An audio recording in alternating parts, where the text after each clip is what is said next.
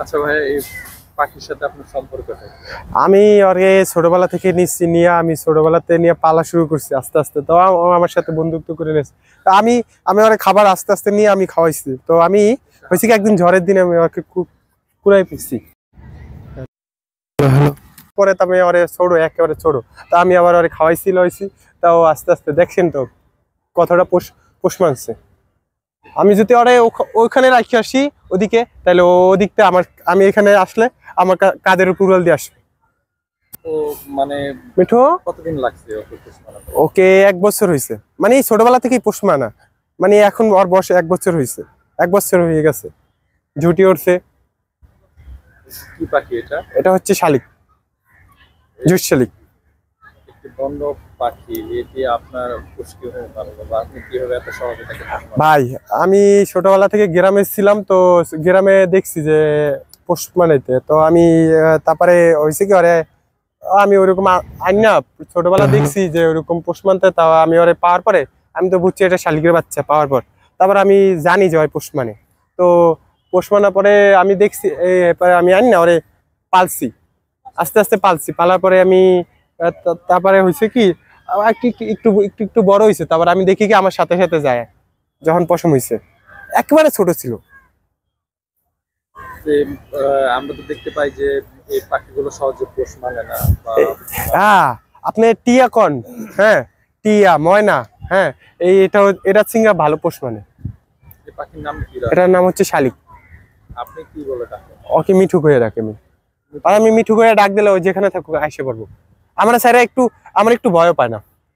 সারাদিন আপনি যেখানে যান সেখানে নিয়ে যান? হ্যাঁ, না আমি সারাদিন না, মানে যখন আমি সময় পাই তখন আমি নিয়ে আসি। আর তো আমি কোথায় থাকে? হ্যাঁ তাছাড়া এমনিতে সবসময় হ্যাঁ এমনি খাসার ভিতরে থাকে। তো আমি বিড়ালের জন্য এইদিকে না ছাড়ি, মানে বাসায় ছাড়লে যায় না। আমার বাসার সবাই এর সাথেই পোষ মানে অনেক কি খাবার দেন?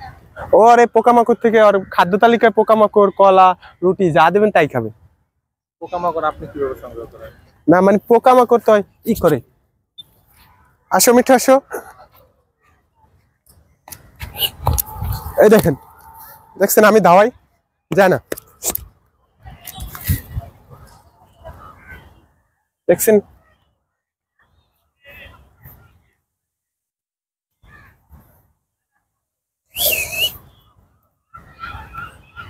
এমনি এর আর জোড়া রাখবেন না বা জোড়া?